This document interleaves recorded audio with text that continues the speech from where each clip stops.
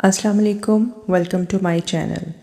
آج میں آپ لوگوں کو صبر کے بارے میں بتاؤں گی کہ صبر کیا ہے، قرآن اور حدیث کی روشنی میں صبر کی حقیقت۔ زندگی میں جب دکھ، دھوکہ، بیماری یا ناانصافی ہوتی ہے تو لوگ کہتے ہیں صبر کرو، لیکن اصل سوال یہ ہے صبر ہوتا کیا ہے؟ کیا صبر کا مطلب یہ ہے کہ تکلیف محسوس ہی نہ ہو، یا پھر صبر کا مطلب یہ ہے کہ انسان ٹوٹ کر بھی اللہ سے جدا نہ ہو؟ آج ہم قرآن اور رسول اللہ صلی اللہ علیہ وآلہ وسلم کی حدیث کی روشنی میں سمجھیں گے کہ صبر کی اصل حقیقت کیا ہے۔ قرآن پاک سے صبر کی بنیاد ہمیں معلوم ہوتی ہے۔ اللہ تعالیٰ فرماتا ہے سورۃ البقرہ میں، اللہ تعالیٰ فرماتا ہے، اے ایمان والو، صبر اور نماز کے ذریعے مدد تلاش کرو، بے شک اللہ صبر کرنے والوں کے ساتھ ہوتا ہے۔ یہاں اللہ نے صبر کو کمزوری نہیں بلکہ مدد کا ذریعہ بتایا ہے۔ صبر کیا نہیں ہے؟ صبر کا مطلب یہ بالکل نہیں کہ درد محسوس نہ ہو، آنسو نہ گریں، دل بھاری نہ ہو، انسان اندر سے نہ ٹوٹے۔ رسول اللہ صلی اللہ علیہ وآلہ وسلم کا عمل۔ جب رسول اللہ صلی اللہ علیہ وآلہ وسلم کے بیٹے ابراہیم کا انتقال ہوا تو آپ صلی اللہ علیہ وآلہ وسلم رو رہے تھے۔ صحابی نے پوچھا، یا رسول اللہ صلی اللہ علیہ وآلہ وسلم، آپ بھی رو رہے ہیں؟ آپ صلی اللہ علیہ وآلہ وسلم نے فرمایا، آنکھ آنسو بہاتی ہے، دل غم کرتا ہے، لیکن ہم وہی کہتے ہیں جو اللہ کو راضی کرے۔ یہ حدیث صحیح بخاری کی ہے۔ یہی ہے اصل صبر، درد محسوس کرنا لیکن اللہ سے شکوہ زبان پر نہ لانا۔ صبر کی 3 اقسام ہیں۔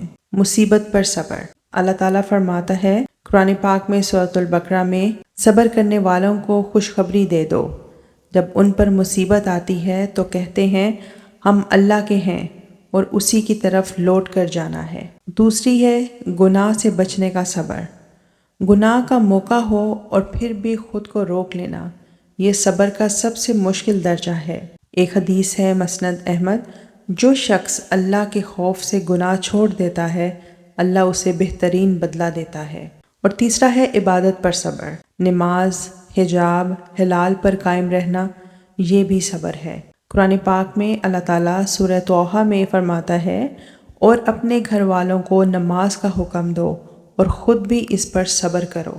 صبر کا اجر بے حساب ہوتا ہے۔ اللہ پاک قرآن پاک میں سورہ الزمر میں فرماتا ہے، صبر کرنے والوں کو ان کا اجر بے حساب دیا جائے گا۔ بے حساب کا مطلب نہ گنتی، نہ حد، نہ انتہا۔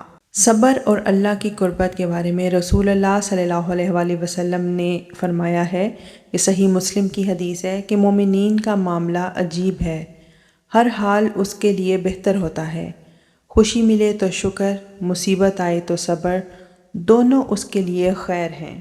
تو اگر آج ہم دھوکے میں ہیں، بیماری میں ہیں، تنہائی میں ہیں یا انصاف کا انتظار کر رہے ہیں تو یاد رکھیں اللہ صبر کرنے والوں کے ساتھ ہوتا ہے، مگر ہر صبر کا وقت مختلف ہوتا ہے۔ صحیح معنوں میں صبر یہ ہے کہ جب انسان کسی تکلیف میں ہو، جب پریشانی میں ہو تو اس کے دل میں غم ہو، پریشانی ہو، لیکن وہ زبان سے شکوہ نہ کرے، اپنے معاملات وہ اللہ کے سپرد کر دے اور اللہ کے اوپر ہی بھروسہ رکھے، یہی صبر ہے۔ اور پھر اس کا اجر اللہ تعالیٰ اس طریقے سے دیتا ہے کہ انسان گمان بھی نہیں کر سکتا۔